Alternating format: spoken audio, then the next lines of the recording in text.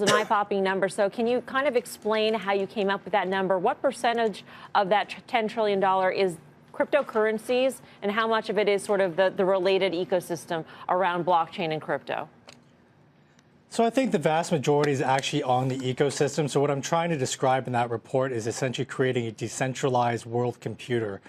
So I think what people misunderstand about the cryptocurrency space is it's not just a store of value, which I think you guys have done a very good job of covering, but it also allows you to secure the internet. So essentially right now we trust third-party providers such as iCloud or Dropbox to hold our storage and photos and things like that. But in the future, we'll be able to do this for free, essentially by using something like a file coin or a different type of coin, whatever it's going to be called. And so essentially that market, you're starting to approach IT spending. And so when I think about that market as well as the store value, which alone is already a $30 trillion TAM, if we include the amount of money that's held in overseas banking, we get to a very small number of 10 trillion, which is basically 33% of just the store value use case. I think the example in your report about Dropbox is a very interesting one because most people can relate to that. The notion that Dropbox is centralized because anybody with access to the Dropbox servers actually has access to your data that you're storing on Dropbox, whether it be photos or files or what have you. And this could really decentralize it in that no longer will that person with access to that server have access to your information. How fast can we see this ramp? Because implicit in this call of this decentralized information is sort of a displacement of a lot of other companies and business models out there, like a Dropbox. Right, exactly. So that's why you see a lot of companies not really interested in talking or investing in the space, because they're going to essentially become a node in the network long term, right? So I think that my $10 trillion call is obviously a multi-year call it 10 to 15 years or something like that. We'll see a lot of ups and downs as many of these decentralized applications will essentially be worthless. But when we think about the blockchain, at least the one thing that the bulls and bears can agree on is we have a $7 trillion or $700 billion market that has never been hacked. So what people are now doing is they're building on top of that network, and that increases the value tremendously because now we've built a new level of the internet. That's why they call it the Web 3.0 that will not be hackable. So now you are able to not only get rid of kind of the middleman in the center, but you're also able to monetize that through the coin network, essentially.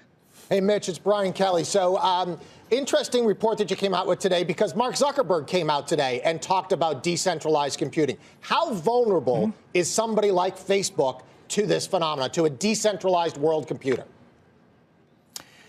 I wouldn't say they're really vulnerable, right, because they have a different ecosystem, and that's covered by a different analyst at RBC. But I would say that the decentralized network in general is going to be a very big topic because you can essentially now have anybody have secure computing, right? So I think that's a very big topic. So a good example I give you from a social media perspective is Twitter, right? So we had a rogue employee take down the President of the United States Twitter account because he was upset when he left, right? So while that's funny and humorous to some people, we have to ask ourselves, why are we putting ourselves in that situation in the first place? So if we can get rid of the middleman in that case, now we've created a secure layer for everybody to get value out of. Another part of your report is the whole mining aspect of it and the computer chip companies, the chip companies that specialize in these mining chips. But in terms of investing in publicly traded companies now, Mitch, are there ways to invest now, or is it simply too early? Is really the cryptocurrency itself the best pure play way? So the best pure play way is certainly just getting involved in the cryptocurrency space, because at the end of the day, if you're going to invest in something related, you have to go the mining route. So AMD and NVIDIA chips are used to mine cryptocurrencies called Ethereum, Monero, Bitcoin Gold, not Bitcoin, and several other currencies, while an ASIC is being used to mine Bitcoin. So if you want to be very specific and try to get exposure to the mining aspect, there's definitely ways to do that. But from a public company perspective, the way we have to think about this in terms of the bigger picture is we're rebuilding the internet. So if we're rebuilding the internet, what does that mean for compute, for networking equipment, and for all these other technology devices that we have today? It means the demand is going to increase for that across the board. What does it also mean for the companies like a Dropbox or equivalent publicly traded companies like a Dropbox? Because this is going to mean dislocation of these companies. Yes, they're going to see significant competitive pressure now, because essentially people are going to decide, do I want my storage to be centralized or do I want it to be decentralized?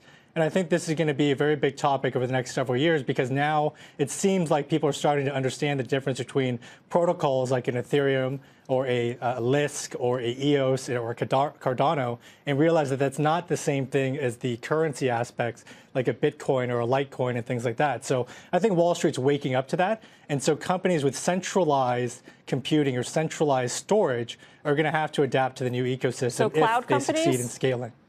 Cloud companies, sure. So for cloud instance? companies.